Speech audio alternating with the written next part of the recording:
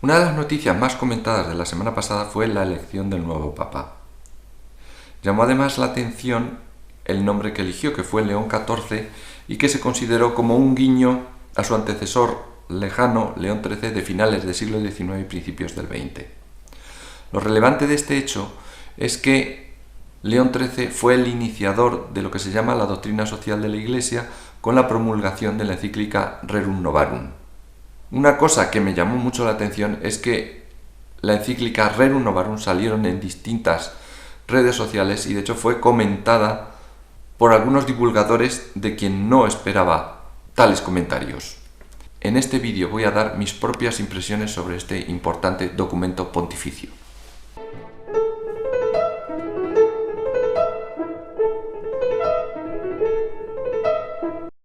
La Rerum Novarum es una encíclica sobre todo de economía.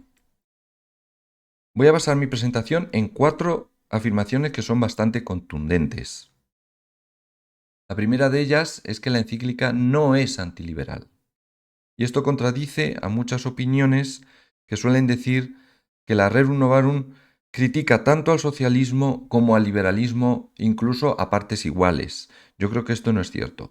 Una de las citas sobre las que se basan para hacer tal afirmación es esta que aparece en la pantalla.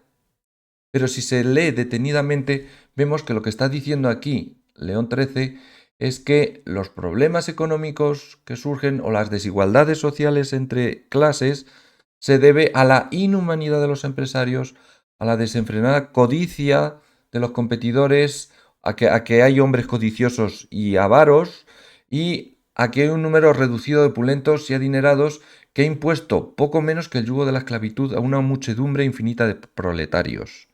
Bien, creo que esto no es solo lo típico de finales del siglo XIX, principios del XX, sino que esto se ha dado a lo largo de la historia en muchas etapas históricas, sin que se pueda atribuir ni de lejos al liberalismo. Lo importante de esta cita es que en ningún momento está hablando del sistema liberal en su conjunto o está diciendo que los problemas económicos que surgen son consecuencia del sistema, sino de la avaricia, de la inhumanidad, de la usura, de la codicia, etc.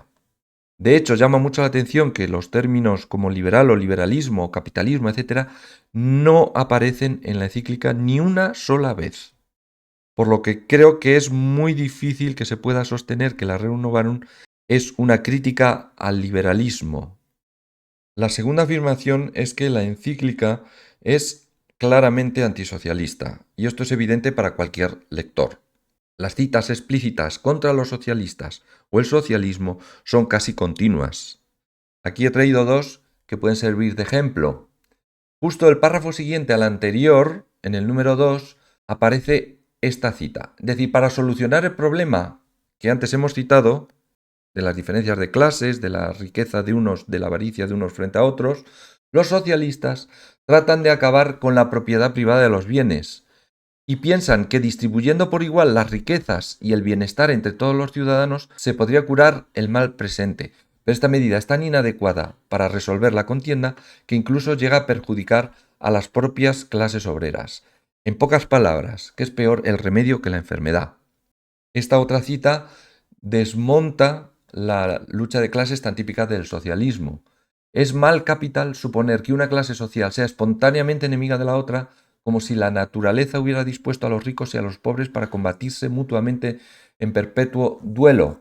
Ambas se necesitan en absoluto, ni el capital puede subsistir sin el trabajo, ni el trabajo sin el capital. Y de hecho, el Papa insta en numerosas ocasiones a que las dos clases sociales se entiendan, en lugar de pelearse, se pongan de acuerdo. La tercera afirmación es que la Rerum Novarum coincide con el liberalismo económico en muchos aspectos que son fundamentales. Esto se podría apoyar en muchas citas concretas. Por ejemplo, esta primera hace referencia a la subsidiariedad del Estado. Querer por consiguiente que la potestad civil penetre a su arbitrio hasta la intimidad de los hogares es un error grave y pernicioso. Cierto es que si una familia se encontrara eventualmente en una situación de extrema angustia, bueno, pues entonces aquí justifica la intervención del Estado para ayudar a la población que lo necesite. Sin embargo, dice finalmente, pero es necesario de todo punto que los gobernantes se detengan ahí, La naturaleza no tolera que se exceda de estos límites.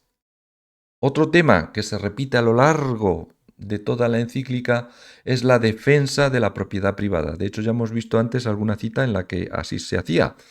Esta, por ejemplo, es otra. Por tanto, cuando se plantea el problema de mejorar la condición de las clases inferiores, se ha de tener como fundamental el principio de que la propiedad privada ha de conservarse inviolable. Las citas defendiendo la propiedad privada son muy abundantes y además muy radicales.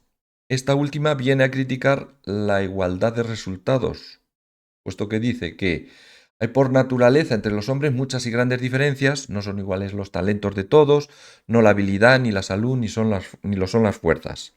Y de la inevitable diferencia de estas cosas brota espontáneamente la diferencia de fortuna. Viene a decir que la nivelación, que la igualdad de resultados no se corresponde ni siquiera con la naturaleza.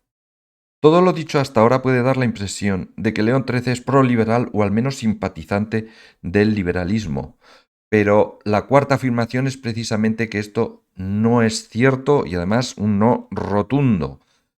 León XIII no es proliberal y de hecho lo demuestra que escribió muchas otras encíclicas con críticas demoledoras a las corrientes filosóficas de su tiempo, como son el socialismo, el nihilismo y también entre ellas se encuentra el liberalismo.